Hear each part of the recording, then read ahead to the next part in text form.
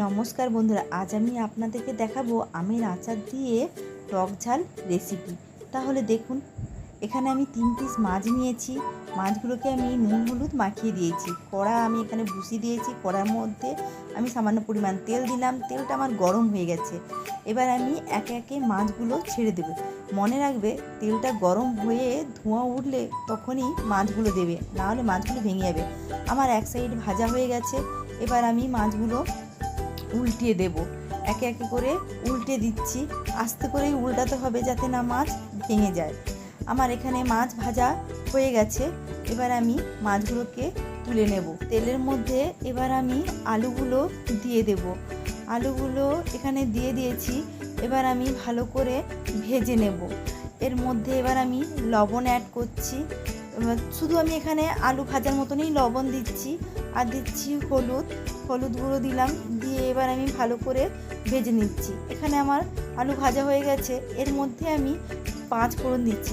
আপনারা পারলে এখানে সরষাও দিতে পারেন। আর দিচ্ছি 2টো শুকনো লঙ্কা, দিয়ে ভালো করে ভেজে নিচ্ছি। এবারে আমি এর মধ্যে আদা বাটা দেব।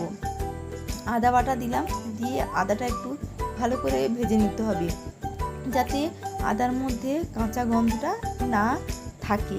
এবার আমি এর মধ্যে হলুদ গুঁড়ো দিচ্ছি। একে একে সমস্ত মশলা দিয়ে দিতে হবে। ধনের গুঁড়ো দিচ্ছি, জিরের গুঁড়ো দিচ্ছি, আর দেব লঙ্কার গুঁড়ো। এখানে আমি লঙ্কার গুঁড়ো 1/2 চামচের মতনই দিলাম। আপনারা পারলে যেরকম ঝাল খাবেন সেরকমই লঙ্কার গুঁড়ো দেবেন। এখানে আমি ভালো করে মশলাটা কষে নিচ্ছি। তারপর আমি লবণ অ্যাড করছি। এখানে আমি ঝোলের মতনই লবণ দিচ্ছি, কারণ টকে একটু লবণ লাগে। দিয়ে ভালো করে মশলাটাকে আমি কষে নিয়েছি। কষানো আমার হয়ে গেছে। এবার আমি এর মধ্যে জল অ্যাড করব। আমি এখানে জল অ্যাড করে দিয়েছি। আমি এখানে আলু সিদ্ধর মতনই জল দেব। এবার ঝোলটা আমার এখানে ফুটে গেছে। এখানে আমার আমের আচার নিয়েছি, টক আচার 1 চামচই দিচ্ছি। আপনারা যদি টক বেশি পছন্দ করেন তাহলে আপনারা একটু টকের পরিমাণটা একটু বাড়িয়ে দেবেন। আমি যেহেতু এখানে কমই টক খাই, তাই আমি এখানে 1 চামচের মতনই আমের আচার নিয়েছি। নিয়ে ভালো করে মিশিয়ে এবার আমি এর মধ্যে মাছগুলো দিয়ে দিচ্ছি। মাছগুলো দিয়ে ভালো করে ফুটতে দেব।